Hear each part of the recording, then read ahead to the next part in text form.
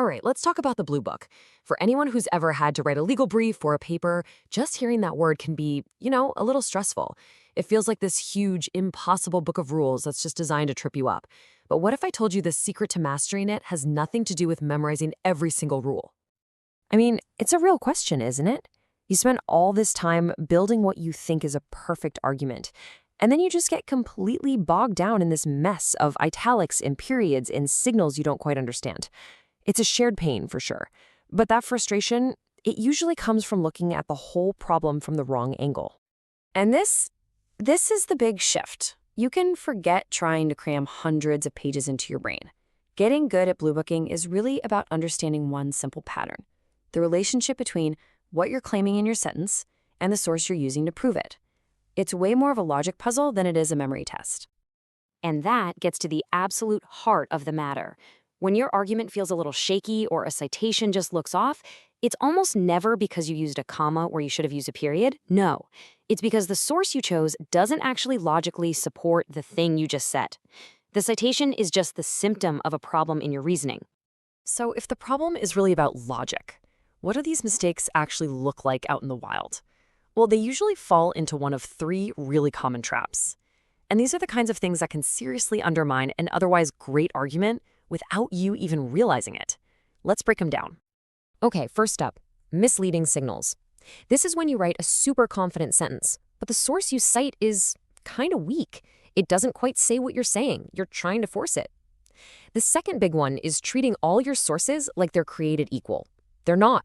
A Supreme Court case that's directly on point is a heavyweight champion.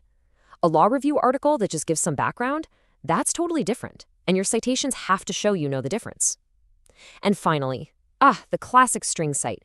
You've probably seen this. It's when a writer just throws a whole bunch of citations at a weak point, hoping that the sheer number of them will hide the fact that none of them really prove the point. Okay, so we've identified the problems. What's the solution? Well, this is where we're going to change how you think about this. I want you to stop thinking of the Blue Book as a rule book and start thinking of it as a map for your actual legal argument that helps you see the logic or the flaws in your own writing. And here it is. This is that map. See how this lays everything out? It's all about the relationships between the pieces. This is designed to make you stop and think, to check that connection between your claim and your proof before you even write the citation. It's a tool for building arguments that are clear, honest, and credible. All right, so let's zoom in a little bit and see how to actually use this map. To get our bearings, we've got to learn some of the key landmarks and vocabulary. So one of the first big forks in the road is the difference between the white pages and the blue pages. And it's actually pretty simple. The white pages, that's for academic stuff, like law review articles. The blue pages, that's for the real world, documents you file in court, memos for partners. Just knowing who you're writing for tells you which path to take. Next up is the pinpoint, or as you'll hear, a pin cite. And honestly, this is absolutely crucial for any strong argument. A pinpoint tells your reader the exact page or the exact section to look at. It's like saying, don't just take my word for it. Here's the proof. Go look for yourself. It makes your claim instantly verifiable, and that builds trust. Okay, this right here is the real engine of the map. Those little words at the start of a citation, like see or but see, they aren't just fancy decorations. They are incredibly powerful logical tools. Each one tells the reader the precise relationship between the sentence you just wrote and the source you're about to cite. Let's look at the ones you'll use the most. When you have authority that backs you up, you've got two main options. You use see when your source directly says or clearly supports your point. This is your go-to, your workhorse. Then you use see also when you want to add more helpful material. It's like saying, and if you want more on this idea, check this out too. It adds depth to the foundation you've already built. Now, this might sound a little strange, but talking about the arguments that go against you actually makes your own case way stronger. It shows you've done your homework. But see is how you do it. You use it for a source that flat out contradicts you. It shows you're not afraid to take on the counter-argument. Then there's CF. It's a bit more subtle. It's like saying, hey, compare my point to this other different but related idea, and you'll see why my point makes more sense. And finally, we've got id. This one's super simple. It's just about being efficient. It's Latin for the same, and you just use it when you're citing the exact same source you just cited in the footnote right before.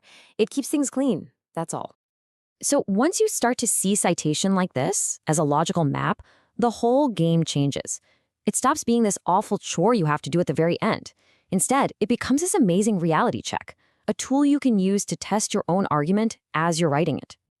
And this is the real magic of thinking this way.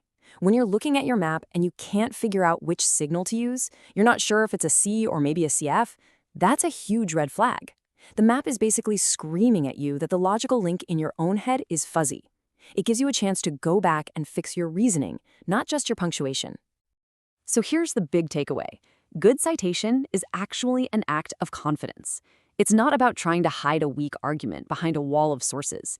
It's about building a really strong, solid argument, and then using clear, logical citations to proudly show the reader exactly how you built it.